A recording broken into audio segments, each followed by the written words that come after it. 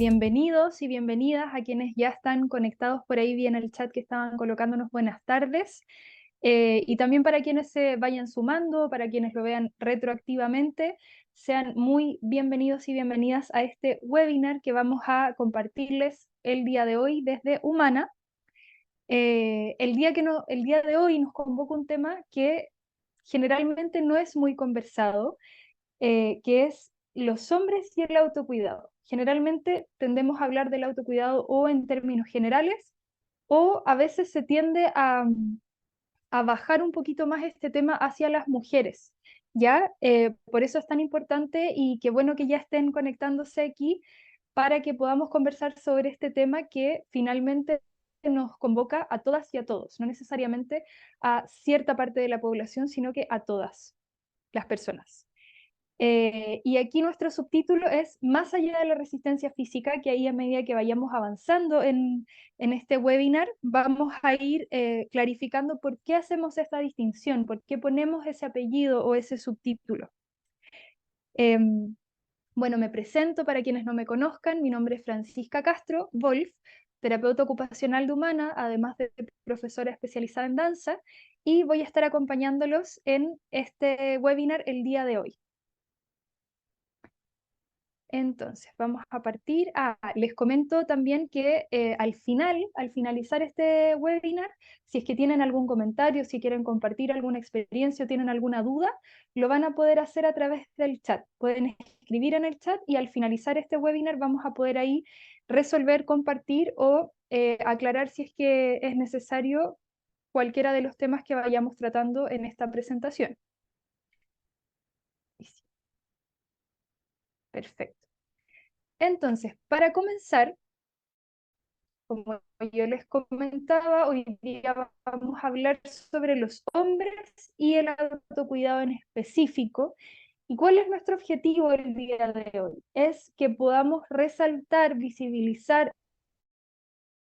darle la importancia que merece el autocuidado, pero focalizando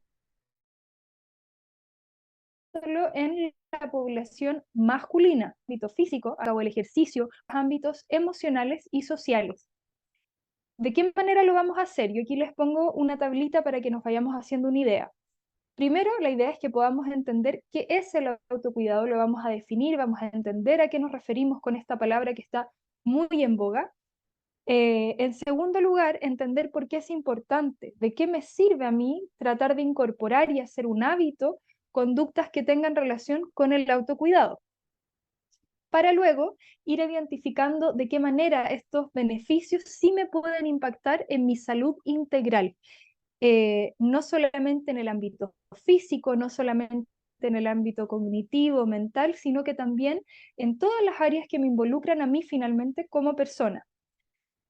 Otro tema que vamos a tocar que es muy relevante es la cultura, ¿ya? Y aquí hacemos el nuevamente, hombres y autocuidado, ¿cuál es el rol de la cultura, perdón, en qué influye, de qué manera afecta en cómo nosotros como sociedad y cuidado y de qué manera lo incluyen o no en sus prácticas cotidianas?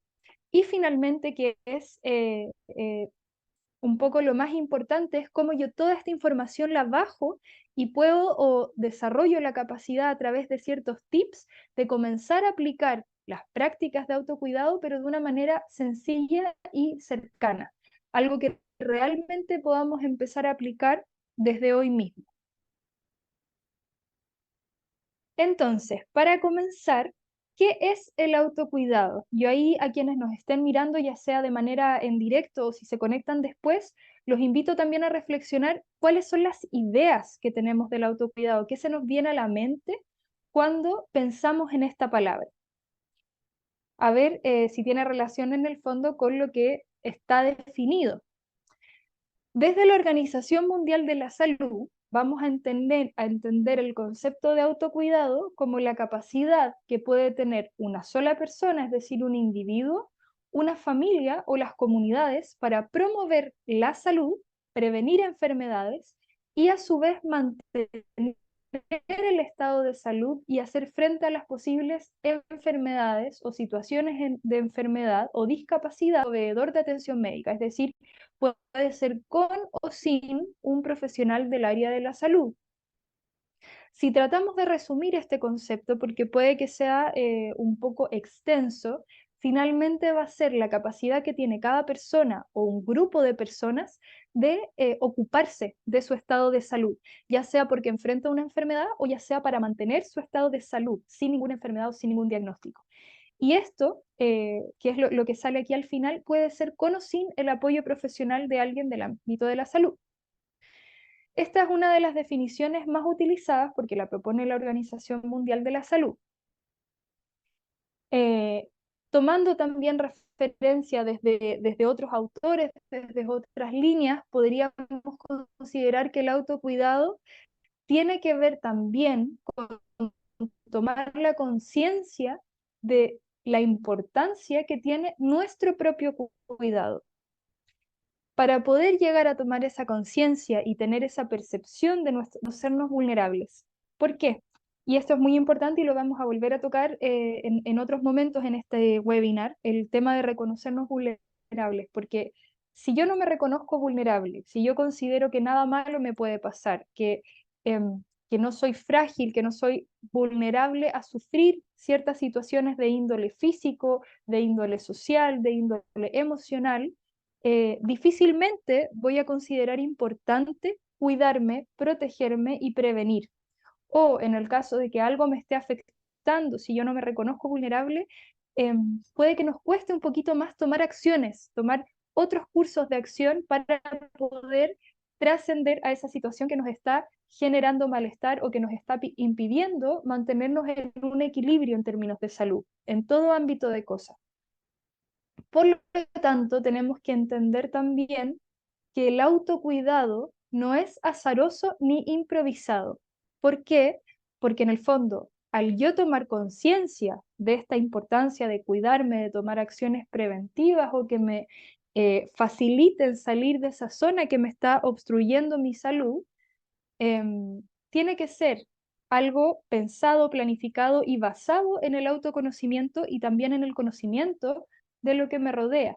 Si yo estoy consciente de qué cosas me generan o no me generan bienestar, desde ahí yo voy a idear cuál va a ser mi plan de acción para el autocuidado, que también lo vamos a ver más adelante.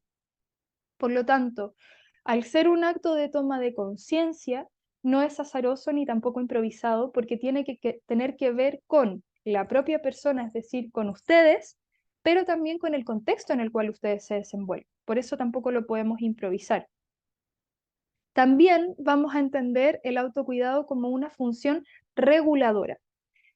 Esta función reguladora no necesariamente todos la tenemos a flor de piel, pero sí la podemos desarrollar y ejecutar deliberadamente, es decir, de nuevo, es una acción consciente, es una decisión con el objetivo de mantener nuestra salud y bienestar o recuperarlo, en el caso de que estemos con alguna alteración en nuestro proceso de salud o enfermedad. Aquí yo les coloco 3 imágenes de posibles trabajos que experimenten las personas aquí en nuestra sociedad. ¿Y por qué lo pongo? Porque actualmente, como ha estado, entre comillas, tan de moda el concepto de autocuidado, generalmente se ha posicionado en el ámbito laboral. Es decir, desde el trabajo, desde las empresas, desde la institución, se establece el concepto de autocuidado para un mejor desempeño, para prevenir lesiones, para prevenir malestares, para mejorar el ambiente psicolaboral.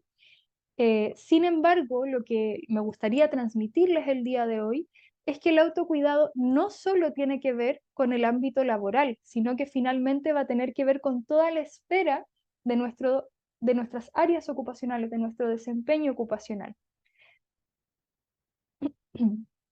Entonces, ya teniendo esta idea de a qué nos vamos a referir cuando hablemos de autocuidado, ¿por qué es importante el autocuidado? ¿Qué relevante tiene en nuestra propia vida? Y en relación a la importancia de este concepto, de esta acción, de esta decisión, lo primero es entender que nos va a brindar beneficios en todas las áreas de nuestra salud, no solamente en lo laboral y no solamente en lo físico, sino que el autocuidado nos va a permitir finalmente tener una mejor sensación o una mejor percepción de nuestro estado de salud a nivel integral. ¿Para qué nos sirve entonces el autocuidado? Uno, nos sirve para prevenir posibles enfermedades de índole cognitivo, emocional, también a nivel físico, a nivel orgánico, desde sistemas de nuestro organismo nos va a servir para prevenir. Por otra parte, como yo les mencionaba, va a repercutir en nuestra salud integral. Si tenemos alguna dificultad, por ejemplo, en el ámbito cognitivo emocional, estamos con mucho estrés, eso finalmente igual va a repercutir en nuestro propio cuerpo, va a repercutir en nuestra emoción, va a repercutir en nuestro desempeño cognitivo también. Por lo tanto, en la medida que vayamos trabajando, siendo consciente, incorporando integralmente todos los aspectos de nuestra salud, va a repercutir en todos ellos también. Entonces es un círculo virtuoso. Si es que yo trabajo desde el autocuidado, prevengo y a la vez mantengo un equilibrio integral en mi estado de salud. Va a repercutir también en nuestro desempeño ocupacional. Y ese es uno de los puntos de por qué las empresas comenzaron esta bandera de lucha un poco de integrar el autocuidado como parte de las prácticas laborales hoy en día, porque en la medida en que cada trabajador, cada trabajadora esté mejor integralmente, de nuevo, no solamente que no tenga alguna enfermedad física, sino que su estado de estrés esté regulado, que su nivel de satisfacción sea el oportuno y el mejor, que sus relaciones interpersonales en el ambiente laboral sean facilitadoras de un buen trabajo, va a repercutir en el desempeño ocupacional. Y ese desempeño ocupacional finalmente sí repercute en la empresa o en la institución en donde estemos trabajando. Y las relaciones interpersonales, porque finalmente todo lo que nos pase, todo lo que nos haga sentir bien o mal, satisfecho o insatisfecho, placentero o disgustado, va a repercutir en cómo nos vamos relacionando con nuestro entorno, de nuevo, no solamente en lo laboral, sino que también desde cómo nos vinculamos al salir de nuestra casa en la calle o cómo nos vinculamos en un supermercado, con nuestra familia, con nuestros hijos, etc. Entonces los beneficios son en todas las áreas. Aquí ya, teniendo una idea un poquito más global, nos vamos a introducir específicamente en los hombres y el autocuidado, la cultura que hay detrás y por qué a veces se tiende a enfatizar hacia las mujeres el concepto de autocuidado. Yo aquí les coloco esta imagen que es un adolescente, un chico, que, por ejemplo, está un poco con el ánimo bajo, podríamos decir, ¿cierto? Si vemos esta imagen. Generalmente yo los invito a pensar a los que están ahora conectados y también a los que lo van a ver de manera diferida. ¿Qué pasa cuando somos pequeños, por ejemplo, las relaciones con nuestros pares, cuando ustedes eran más pequeños, cuando eran chicos y estaban en el colegio, y algo les provocaba tristeza o algo les provocaba disgusto, pero no un disgusto vinculado a la rabia, sino que más bien a la pena, a la tristeza, a la agonía, a la nostalgia? ¿Cómo se percibía esa emoción entre pares? Era una emoción bien acogida, era una emoción contenida, contenida en el sentido de que recibía contención, o más bien era una emoción que era o desconocida, o no la nominábamos, no le poníamos nombre porque nadie nos enseñó que estaba bien sentir esa emoción, y más bien estaba acallada o alejada.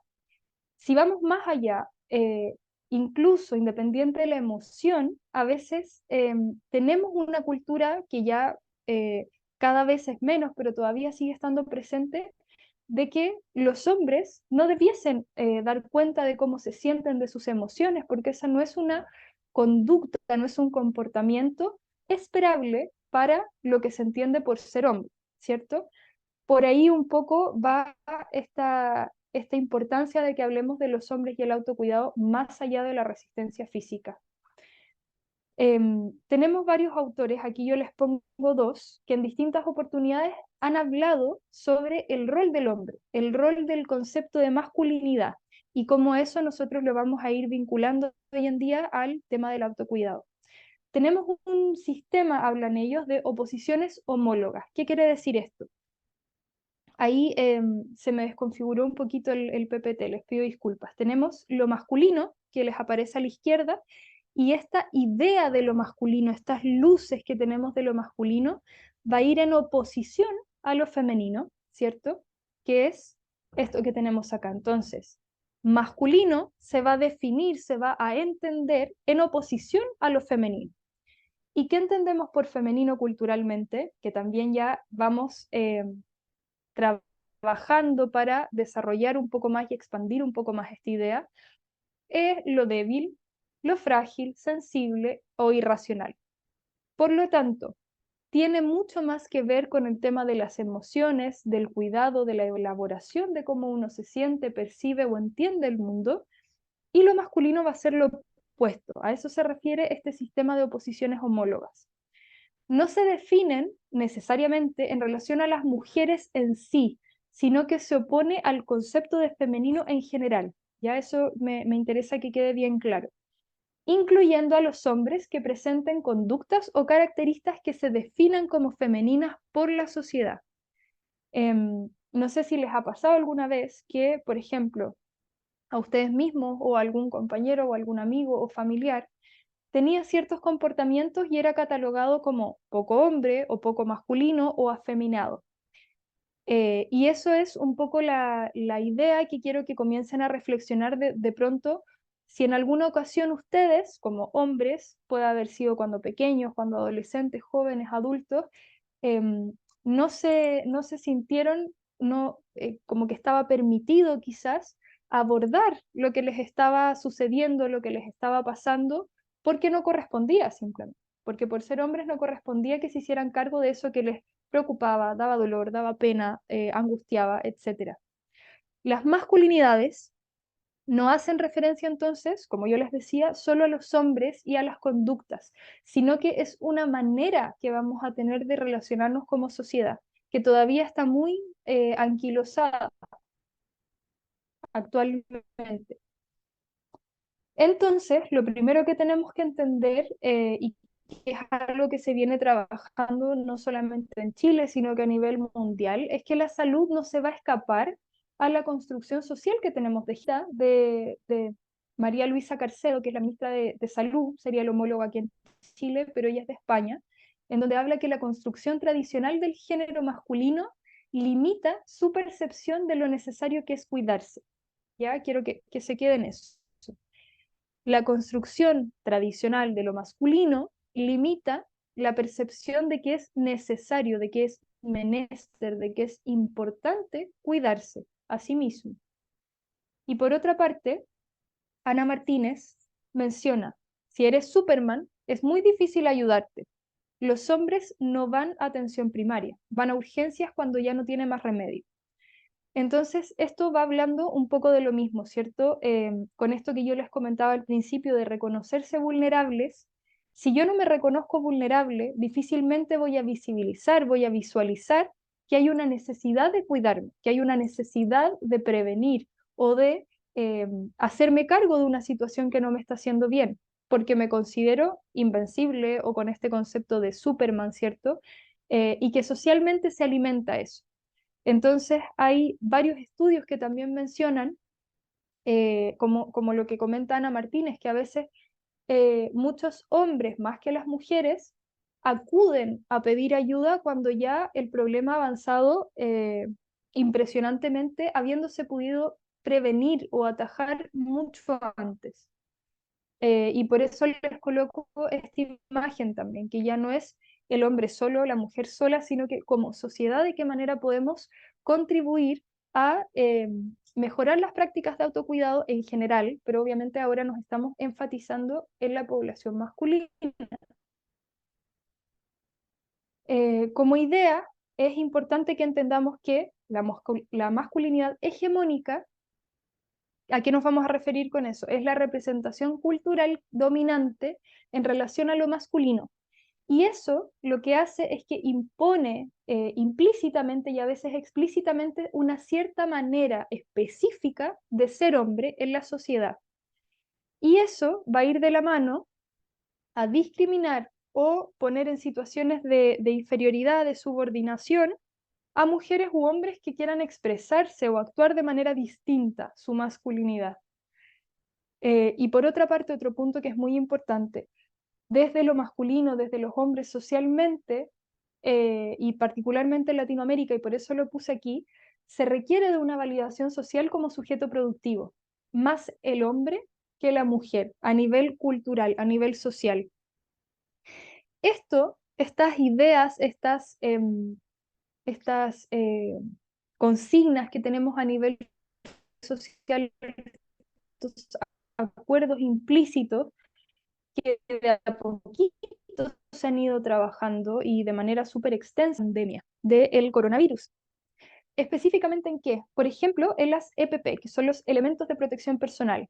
Ejemplo, mascarilla o las actitudes, por ejemplo, de lavarse bien las manos, desinfectar las zonas. Se hicieron varios estudios en realidad. Yo aquí coloqué tres, uno en Estados Unidos, uno en Brasil y otro en Centroamérica, que tiene que ver con que los hombres asociaban a emociones negativas, entre comillas, negativas, que tienen que ver con la vergüenza, la debilidad o el estigma que les generaba.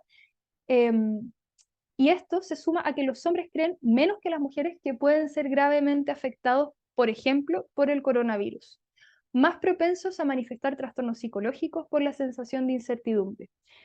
Esto, si bien pudiese ser un círculo virtuoso, si es que nosotros logramos incorporar el autocuidado, si es que eso nos repercute positivamente en nuestro estado integral de salud, si es que no, es un círculo vicioso, porque en el fondo, si no me reconozco vulnerable, no voy a tomar precauciones, por tanto, les daba vergüenza, se sentían más débiles, sentían que iban a ser estigmatizados si es que utilizaban medidas preventivas en el caso de la pandemia del coronavirus, y eso a su vez conllevaba a que estaba esta sensación ambigua de inseguridad, por lo tanto generaban mayores trastornos psicológicos en este contexto. Y todo eso de nuevo nos lleva al cuestionarnos bajo esta idea de ¿me considero o no me considero vulnerable finalmente? ¿Y a qué asocio la palabra vulnerable? Lo asocio como un signo de debilidad, como un signo de poco masculino, como un signo de que me quita productividad y que eso es lo que me importa instalar como imagen en esta sociedad o hacia mí mismo. Entonces, finalmente todo eso nos va a llevar a la cultura del riesgo. ¿A qué se refiere la cultura del riesgo? Finalmente, que consideramos que somos autosuficientes para transitar los problemas y que tenemos que ser fuertes ante todo. Nos va a llevar una exposición a conductas que son desfavorables para nuestra salud integral. Un ejemplo muy clásico es, por ejemplo, cruzar una calle donde no hay un semáforo habilitado o el semáforo está un poquito más lejos y yo la decido cruzar por la mitad, chateando por el celular. No es que yo no sepa que eso puede conllevar un accidente, por ejemplo, pero yo no incorporo que puedo ser yo la persona vulnerable que se está exponiendo a ese riesgo, por lo tanto lo hago. Yo pienso que le va a ocurrir a otros, pero yo me considero suficientemente fuerte y suficientemente no vulnerable como para tomar una conducta preventiva en un acto cotidiano que finalmente se torna un hábito. Y todo eso nos va exponiendo, ¿cierto?, a ciertas situaciones en donde más que prevenir o más que tratar las posibles situaciones que nos estén generando algún tipo de disconfort o desequilibrio, finalmente las estamos alimentando de manera casi inconsciente, porque funcionamos en una máquina, como de manera bastante automática. Y por eso también era importante lo que yo les comentaba al comienzo, de tomar conciencia, uno, de que somos vulnerables, pero también de nosotros mismos. La cultura del riesgo también se manifiesta en que hay diferencias en la relación de morbilidad, es decir, las enfermedades asociadas a la población entre hombres y mujeres, y también la mortalidad, es decir, la cantidad de muertes que son prevenibles entre hombres y mujeres. Y eso tiene directa relación con los estándares y los protocolos o las maneras de vivenciar y de experimentar el autocuidado en la población femenina versus la población masculina. Y que por otra parte, lo que ya les comentaba, esta validación social como sujeto productivo también es un elemento fundamental que dificulta salir de este patrón y de este tipo de cultura. Generalmente, los hombres conciben su salud como una preocupación secundaria, es decir, hay otras prioridades y luego está la salud de sí mismo, ¿cierto? Y por lo tanto, desestiman todo lo que puede ser a nivel preventivo. Entonces, van a llegar quizás a consultar cuando ya el problema estalló, cuando ya el problema es muy grave. La sanción social al hombre que se cuida, ya sea a nivel estético o a nivel de acciones preventivas en relación a la salud, sigue siendo lamentablemente catalogado como un signo de debilidad. Esto es en base, como yo les comentaba, a diferentes estudios y análisis de diferentes líneas a nivel antropológico, a nivel social, a nivel cultural. Obviamente es una generalidad, ¿cierto? Es lo que prima, ¿no? No quiere decir que todos y cada uno de ustedes quienes estén viendo esto funcionen desde este lugar y ojalá que no sea así, pero lamentablemente es lo que está de manera transversal hoy en día como sociedad. Aquí yo tengo unas tablas, que esto, por ejemplo, fue del Instituto Nacional de Estadísticas de Chile, eh, con la idea que quiero que se queden es que finalmente esto que hablábamos de que hay mayor morbilidad o mayor mortalidad en hombres versus en mujeres es algo concreto que se puede visibilizar y que además se pudo haber prevenido. Por ejemplo, en los hombres prioriza el infarto agudo al miocardio, accidentes de transporte, secuelas de otros accidentes, lesiones autoinfligidas, agresiones de todo tipo, que finalmente, si es que nos hiciéramos cargo no solamente de la parte física, de la resistencia física, que era este apellido de este webinar, ¿cierto? Se podrían trabajar, se podrían prevenir, se podrían disminuir. Y aquí también les quería compartir las estoy pasando rapidito porque en el fondo refuerza la idea que les voy comentando. Este es un informe anual de Carabineros de Chile, en donde se puede visibilizar aquí en rosado tenemos la tasa de morbilidad en hombres y en morado la tasa de morbilidad en mujeres, que ahí ciertamente tenemos una diferencia importante, ¿cierto? Y finalmente tenemos en un color rosado más clarito la mortalidad, es decir, la cantidad de muertes en el género masculino, perdón, el sexo masculino, y la tasa de mortalidad en mujeres en este violeta casi lila, muy chiquitito, que de nuevo hay una diferencia sustancial entre mujeres y hombres, ¿cierto? Y esto sí podríamos pensar que tiene que ver con el autoconocimiento, con la toma de conciencia y con las herramientas y estrategias que cada persona desarrolla, que cada mujer ha desarrollado, pero también con la priorización que se ha hecho desde afuera, ¿cierto? A nivel de medio ambiente y a nivel de sistema. Por eso es tan importante que toquemos este tema enfocándonos también en los hombres, no solamente en las mujeres. Más allá de la resistencia física, volvemos entonces, ¿a qué nos referimos? Las mujeres, en general, no solamente en Chile, se cuidan más que los hombres cuando tenemos en consideración la salud mental, no solamente la salud del cuerpo, la salud física. Y las mujeres también, al preocuparse más de la salud mental, lo que van a hacer es que realizan más acciones de autocuidado y que tienen una mayor implicancia, que tienen un valor agregado mayor, sobre todo en lo que se refiere a salir de sí mismas, buscando alternativas para el equilibrio emocional. Eh, Dentro de todos estos estudios que hemos estado revisando, la mayor práctica de autocuidado que generan, perdón, los hombres tiene que ver con salir a consumir alcohol o consumir otro tipo de sustancias, eh, pero finalmente son como vías de escape más que realmente de hacerse cargo de lo que pueda o no estar obstaculizando su bienestar. Y ya teniendo un poco la comprensión de por qué hacemos esta distinción del autocuidado en hombres, ya entendiendo qué es el concepto de autocuidado, cómo nos puede afectar, por qué es beneficioso que lo incorporemos, más allá de estas altas tasas de morbilidad o tasas de mortalidad, sino porque realmente nos va a afectar en todas nuestras áreas de la vida.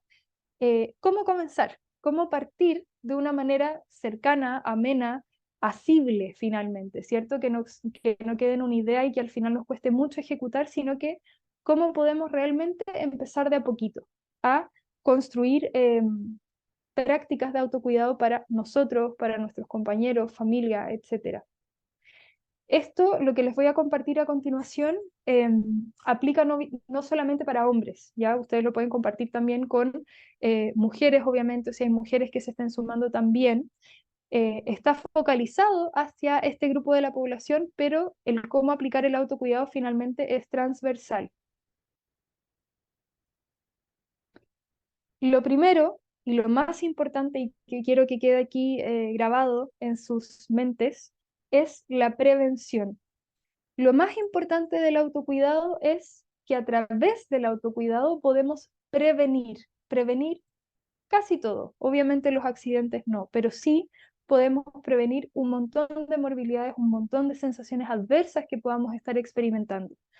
Y para poder prevenir, primero yo tengo que reconocer que algo me puede ocurrir. Entonces, de nuevo, les traigo aquí destacado en naranjo, reconocer la vulnerabilidad. Eso es lo primero. Que tampoco se trata de andar gritando que somos vulnerables, pero sí darnos cuenta de que hay cosas que nos afectan, que quizás no nos gustaría que nos afectaran, o no queremos que un otro sepa que nos están afectando, pero el primer paso es reconocer que me afecta. Me afecta emocionalmente, me afecta físicamente, me afecta en el sueño, me afecta en mi relación con mi pareja, me afecta en cuánta energía tengo después para estar con mis hijos, de las maneras que sean, pero es reconocer que soy vulnerable a que me sucedan cosas. Eso es lo primero. Y como me pueden suceder cosas que no van a ir en línea con mi bienestar, sino que más bien me van a afectar negativamente, yo decido conscientemente prevenir. Esa es como la idea, esa es la línea. Y para poder hacerlo, luego yo tengo que reconocer y desarrollar estrategias personales. Esto también es muy importante y quiero detenerme un segundo acá, porque como desde lo laboral se ha instalado tanto el tema del autocuidado, a veces desde los trabajadores, las trabajadoras, colaboradores, se espera que todas las prácticas de autocuidado vengan de afuera, vengan desde la institución, vengan desde la empresa en donde yo trabajo, que si bien es maravilloso que se instale eso como una cultura de empresa, como una cultura de institución laboral, eh, no debo esperar que todo venga de afuera, porque quien mejor va a proveer de un autocuidado voy a ser yo misma, finalmente, porque yo soy quien me conozco a mí. eh, yo sé qué es lo que necesito, qué es lo que me hace bien, qué es lo que me hace mal, en qué áreas no me siento muy bien o siento que estoy un poco desequilibrado y por ahí, pero en el fondo no esperar que estos autocuidados provengan desde afuera, ¿sí? Que no provengan desde mi empleador, o en el caso de ser independiente, que no provengan, por ejemplo, desde políticas públicas, sino cómo yo me hago consciente y tomo acción, hago un curso de acción para poder estar mejor e idealmente prevenir.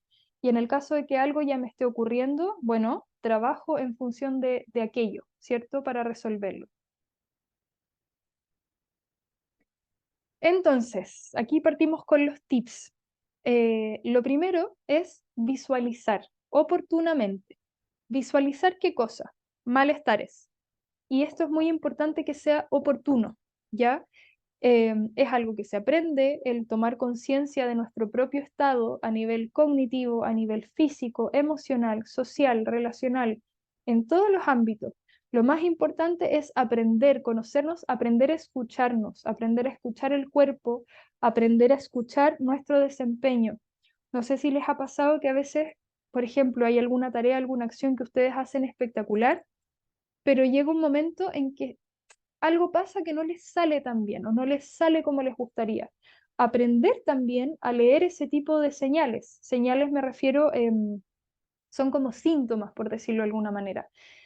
Aprender a conocerse para poder pesquisar oportunamente ciertos malestares, síntomas de agotamiento físico o emocional, cuando andamos más irritables, cuando andamos más cansados, cuando tenemos problemas para conciliar el sueño, para mantener el sueño, incluso estando muy cansados, cuando sentimos la energía baja, cuando nos comienza a doler la cabeza, el pecho, el estómago, la garganta, podríamos seguir, ¿cierto?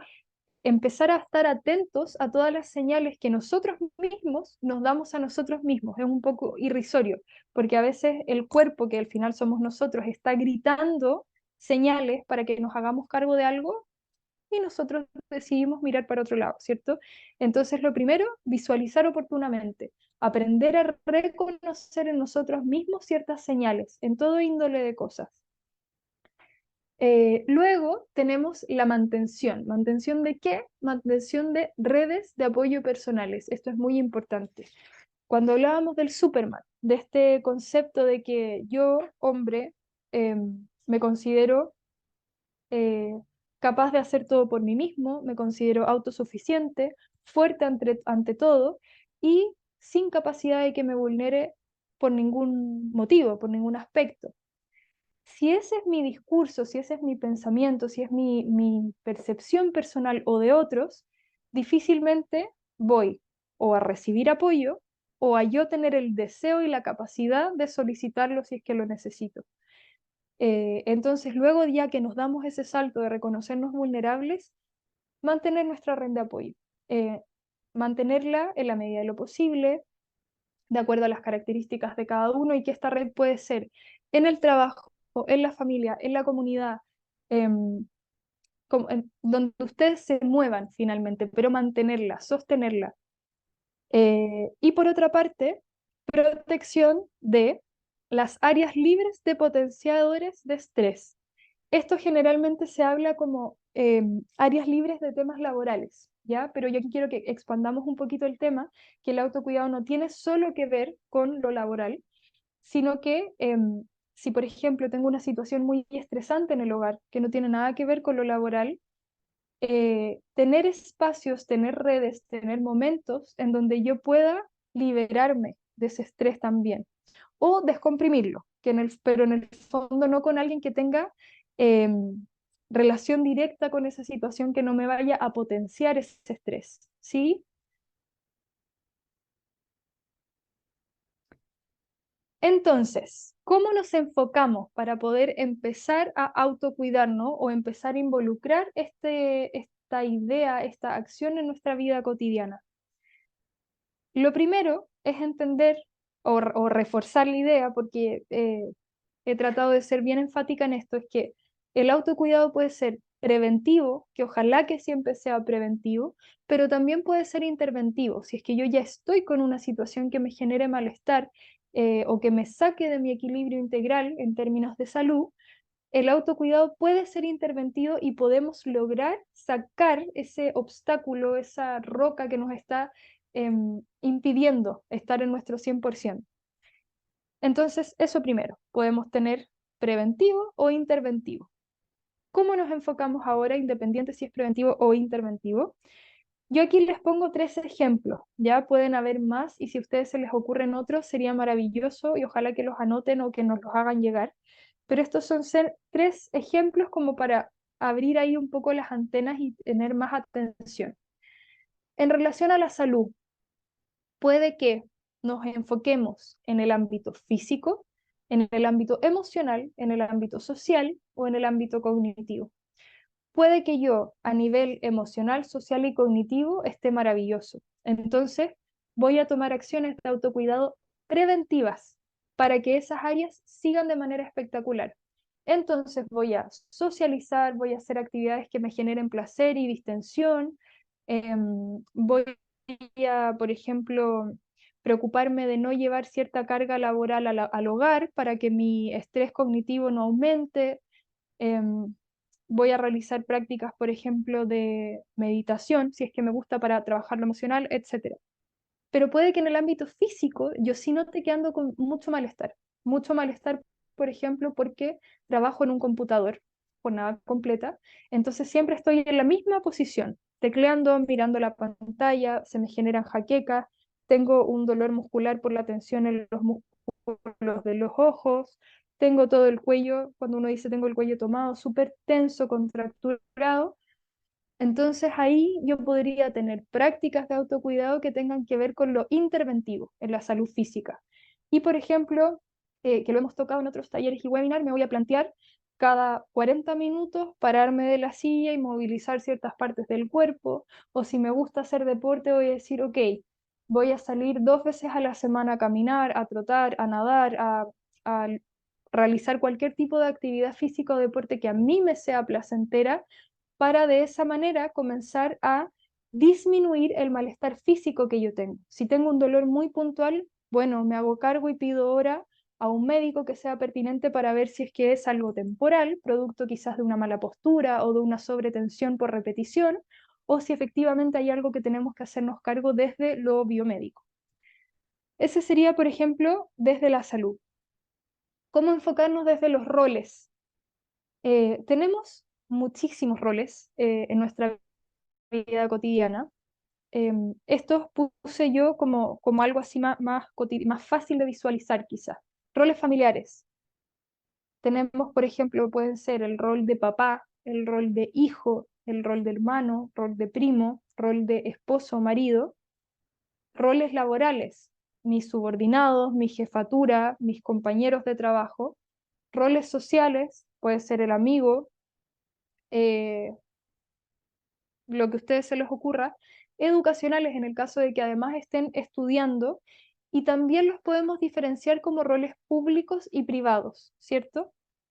Em, yo puedo quizás no tener tan claro en qué ámbito de salud puedo necesitar alguna intervención o debería potenciar y prevenir, ¿cierto? Desde el autocuidado.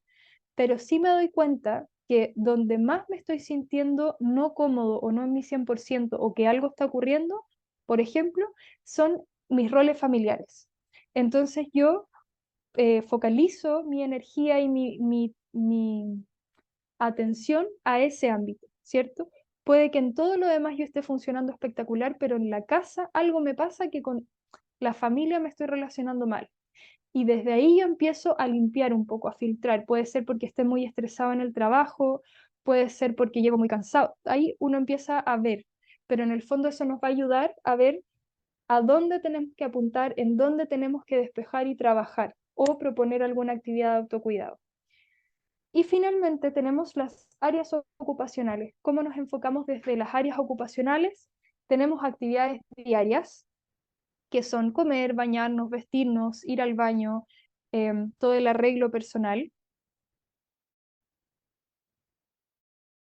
Luego tenemos las actividades instrumentales que tienen que ver con todo lo que hacemos, no directamente para nosotros mismos. Puede ser cocinar, limpiar la casa, ir de compras, lavar la ropa, ordenar, hacer aseo, cuidar a las mascotas, etcétera, cuidar a nuestros hijos, hijas o otros familiares. El tiempo libre y el ocio.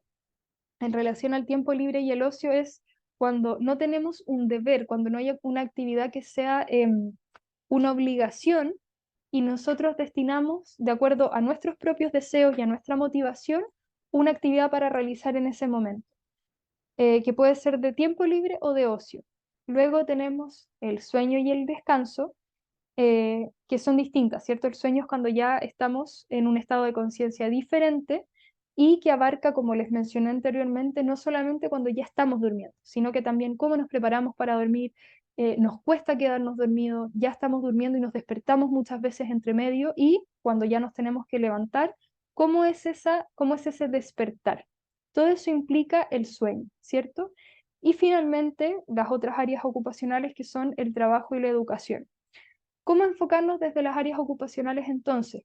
Yo puedo visualizar que en lo laboral probablemente no me esté sintiendo bien, que cada vez que voy al trabajo me duele la guata o me empieza a doler la cabeza o se me seca la garganta, etcétera. O yo puedo visualizar que una de estas áreas ni siquiera existe en mi vida. Quizá ni siquiera existe el descanso, el tiempo libre y el ocio. Y con suerte tengo tiempo para actividades diarias, actividades instrumentales y trabajo, ¿cierto? Y la educación la sacamos porque si no estamos estudiando no aplica. Eh, que no haya un equilibrio ocupacional entre lo que es un deber, como por ejemplo el trabajo, versus actividades de esparcimiento y recreativas o actividades de cuidado personal o de cuidados del hogar, eso ya me habla de que yo requiero de mayor autocuidado, ¿cierto? Porque no estoy equilibrando todas las áreas de mi vida. Entonces, ahí, por ejemplo, sería algo muy evidente de que sí necesitamos incorporar prácticas de autocuidado quizás que se enfoquen en el tiempo libre, en el o de socialización. Entonces, para resumir estos tips, lo primero y que es también otra de las cosas que más les he repetido el día de hoy, es el tomar contactos. ¿Por qué? Porque puede que todas las decisiones chiquititas que estemos tomando a diario no sean en pos de un autocuidado, sino que más bien sean en respuesta a cómo estamos acostumbrados a actuar, entre comillas, en piloto automático, sin tomar conciencia de cómo estamos o qué necesitamos para estar mejor o para mejorar. Estar mejor me refiero si es que estamos en un equilibrio, pero podemos prevenir y mejorar en el caso de que ya haya alguna situación alterada, cómo podemos darle un poco la vuelta de tuerca, ¿cierto? Cómo nos hacemos cargo con la ayuda de un profesional o no para trascender a eso que nos está ocurriendo y estar finalmente mejor. La otra idea fuerte que quiero que también quede presente hoy es que la salud de cada uno es la responsabilidad de cada uno. Aquí no estamos hablando de accidentes, ¿ya? Pero sí de qué manera nosotros nos reconocemos vulnerables, por lo tanto, cómo nos reconocemos actores activos en nuestro día a día en pos de nuestro bienestar. De qué manera podemos prevenir una serie de afecciones, de qué manera podemos prevenir una serie de situaciones que nosotros ya sabemos que nos van a afectar de manera negativa en nuestro desempeño o en nuestro bienestar. Y al tomar conciencia, al reconocernos vulnerables y al tomar la responsabilidad, eso también va a implicar el que sepamos pedir ayuda y el que sepamos brindarla también cuando un otro la requiera. ¿Y de qué manera? Teniendo esta visión que yo les acabo de comentar, que puede ser quizás observando nuestros aspectos de salud, observando nuestros roles, observando nuestras áreas ocupacionales y ver a dónde yo noto que estoy un poquito con un pie cojo o a dónde siento que es como que si pienso en esa actividad, si pienso en ese lugar, si pienso en ese rol, ya se me aprieta la guata, ya me duele la cabeza, ya me genera más tensión. Entonces, por ahí yo voy a ir enfocando las actividades. ¿Qué actividades pueden ser? Las que ustedes quieran. Pueden ser actividades deportivas, actividades em, deportivas, les dije, creativas, artísticas, pueden ser actividades personales que no requieran de compartir con otros, o pueden ser todo lo contrario, actividades sociales de esparcimiento colectivo, pero finalmente lo que se tienen que fijar es de qué manera esa actividad que yo estoy escogiendo me propicia bienestar y me entrega mayor salud a nivel integral.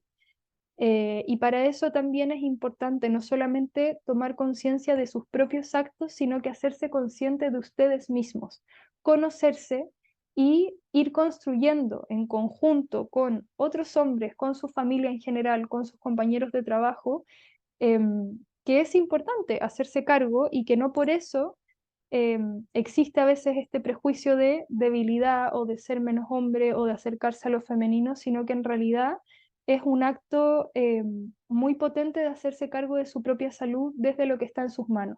Y cuando no está en sus manos, aquí como sale en el tercer punto, bueno, como ya estamos conscientes y sabemos que estamos afectados, pedimos ayuda.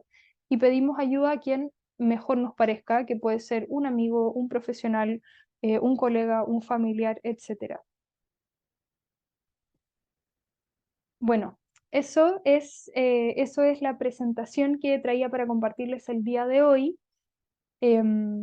Ya voy a revisar ahí por el chat si es que tienen algún comentario o alguna pregunta. Tenemos todavía unos minutitos en el caso de que así sea. Mientras tanto, ahí quizás les dejo un tiempito si es que quieren anotar algo por el chat. Contarles que aquí les dejamos compartidas nuestras redes sociales en el caso de que quieran ver algún otro taller, volver a visualizar este mismo, informarse sobre cuál es la planificación de los talleres y webinar que estamos compartiéndoles, lo pueden hacer ahí. Está el link para que ingresen tanto a Facebook, Instagram o YouTube. Y también se pueden conectar directamente de la plataforma desde Humana Consultores si es que necesitan contactar con algún profesional, ya sea conmigo o con el resto de las profesionales que tenemos en nuestro staff. Así que vamos a ver si es que hay alguna pregunta o comentario en el chat.